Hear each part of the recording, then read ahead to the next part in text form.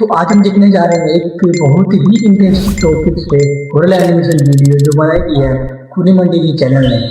तो वैसी ब्यूटी आज का ये थंबनेल है भूता भोला खान तारा एनोडिस। तो वीडियो को स्टार्ट करने से पहले ये वीडियो बनाई है खूनी मंडी की चैनल ने। इस वीडियो का फुल क्लियर देना चाहिए। इसलिए वीडियो को स्टार्ट करने से पहले आप चैनल पर नए हैं तो लाइक सब्सक्राइब कीजिए। वीडियो को स्टार्ट करते हैं। दोस्तों भूत कोला।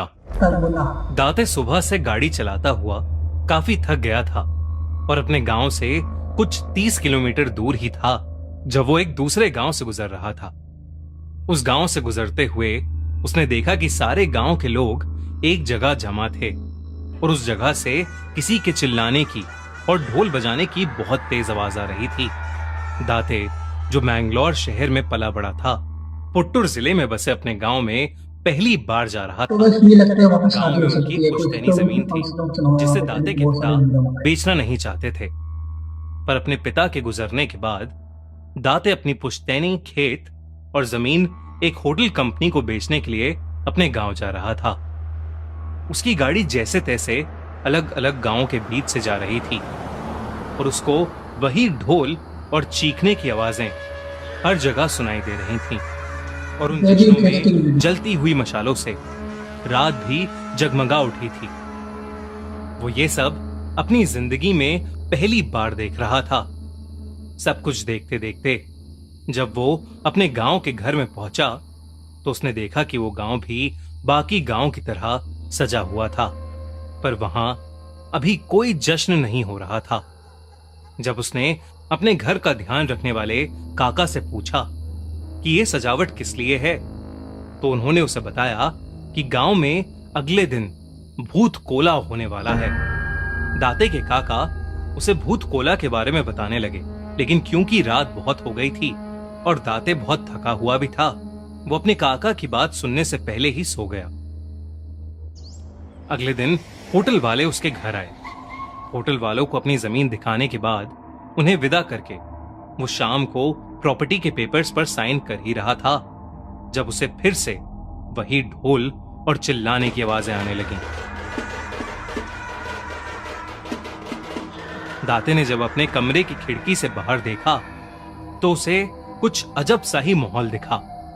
दाते गांव के उस जश्न को देखने के लिए पेपर्स को वहीं घर में छोड़कर बाहर चला गया। जश्न की जगह पर उसे ढेर सारे लोग एक ही जगह पर जमा हुए दिखे और वही ढोल की आवाज उसे और जोरों शोरों से सुनाई दी। इनको बीच में कोई तो एक नाच रहा है।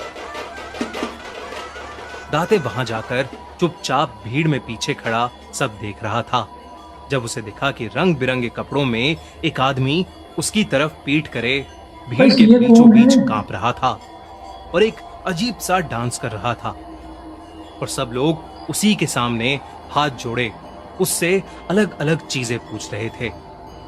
इससे पहले दाते कुछ समझ पाता, उस आदमी ने अचानक नाचना बंद कर दिया और वो भीड़ को चीरता हुआ दौड़कर दाते की तरफ आया और उसे घूरने लगा। दाते उस आदमी को इतनी पास से देखकर बुरी तरह घबरा गया। उस आदमी के पूरे मुंह पर पीला रंग था और उसके शरीर पर ढेर सारे गहने और सर के ऊपर एक जंगली सुअर का मुखौटा था जो उस आदमी को और भी ज्यादा अजीब बना रहा था। वो आदमी कई देर तक दाते को घूरने के बाद एकदम से चिल्लाया, इतनी तेज कि दाते की रूह कांप उठी। वो आदमी दाते पर चिल्लाने के बाद वहां से कहीं जंगल की तरफ भाग गया। ये देखकर सब गांव वाले दाते की तरफ मुड़े और सबके चेहरे पर उसे एक अजीब सा डर दिखाई देने लगा था। सब लोग दाते को चेतावनी देने लगे कि उसके साथ कुछ बुरा होने वाला है और उसे अब अपना हर एक कदम संभाल कर उठाना चाहिए। दाते इस सब को गांव वालों की बकवास और अंधविश्वास समझकर हंसने लगा और वापस अपने घर चला गया। दाते अपने घर पहुंचा ही था कि उसके काका उसके पीछे भागते हुए घर आकर घबराए हुए उसे सब समझाने लगे। उन्होंने उससे कहा कि जो उस पर आकर चिल्लाए थे वो दरअसल पंजूरी देव थे जो गांव वालों और गांव वालों की जमीन की सुरक्षा करते हैं और गांव वालों को सभी दिक्कतों से पंडित देव बचाते का ये हैं। बस ये कौन है पंडित देव? वो हर साल भूत कोला के समय आते हैं और लोगों की सारी समस्याओं को हल करते हैं, और उन्हीं के आने की खुशी में हर साल ये जश्न मनाया जाता है। दाते के काका ने उसे बताया कि पंजूरी देव का दाते पर ऐसे चिल्लाने का मतलब यही था कि जो जमीन दाते बेच रहा था, पंजूरी देव उसको बेचने के खिलाफ था। दाते इन सब को सुनकर और जोर से हंसने लगा। उसके काका उसे समझाने लगे कि अगर उसने पंजूरी देव की बात नहीं मानी तो उसकी जान को खतरा भी हो सकता है। इस पर दाते अपने कमरे में पड़े हुए प्रॉपर्टी के पेपर्स को लाकर उन्हें साइन कर हंसता हुआ सोने चला गया। उस रात दाते आराम की नींद सो रहा था जब देर रात को उसकी नींद एक आवाज से खुली। जब उसने ध्यान से उस आवाज को सुना तो वो आवाज ठीक वैसी ही थी जैसे उसे शाम को भूत कोला में सुनाई दी थी, पर इस बार वो किसी के रोने की आवाज थी। डरा हुआ दाते जब आवाज के पीछे दरवाजे तक गया तो उसे दूर दूर तक वहां कोई नहीं दिखा। कोई तो नहीं पर आपको तभी एकदम से हवा में एक तेज चिंगारी आई और अचानक से पंजूरी देव उसके सामने आकर जोरों से चिल्लाने लगे। ये देखकर दाते के पसीने छूट गए और दाते बिना कुछ सोचे समझे अपनी गाड़ी में बैठकर उस गांव से निकलने लगा।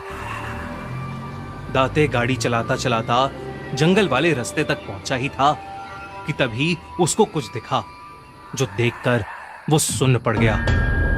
अचानक से सोने के दांतों वाला और सोने का हार और मुकुट पहना हुआ एक जंगली सुअर उसकी गाड़ी के ठीक सामने आ गया। दाते ने डरते हुए अपनी गाड़ी मोड़ी और वो पास के एक पेड़ में जा लगी। दाते का एक्सीडेंट हो गया था और वो वहीं पर बेहोश हो गया था। दाते को जब होश आया तो वो हॉस्पिटल में था और उसके काका उसके बगल में बैठे थे।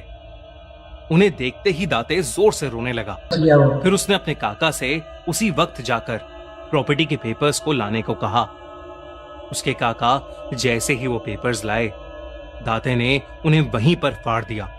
हॉस्पिटल से डिस्चार्ज होकर दाते ने पंजूरी देव से क्षमा मांगी और वापस अपने घर मैंगलोर ये कसम खाकर चला गया कि वो अपनी जमीन कभी किसी को नहीं बेचेगा। पता नहीं कि दाते के साथ जो घटा वो सब किसी देव की माया थी या कोई इत्तेफाक, पर जो भी था अपने इस भयानक एक्सपीरियंस को कभी नहीं भूल पाएगा। बस आपको वीडियो कैसी लगी? अच्छी लगी तो लाइक एंड सब्सक्राइब कीजिए। मिलते हैं कल नेक्स्ट वीडियो में।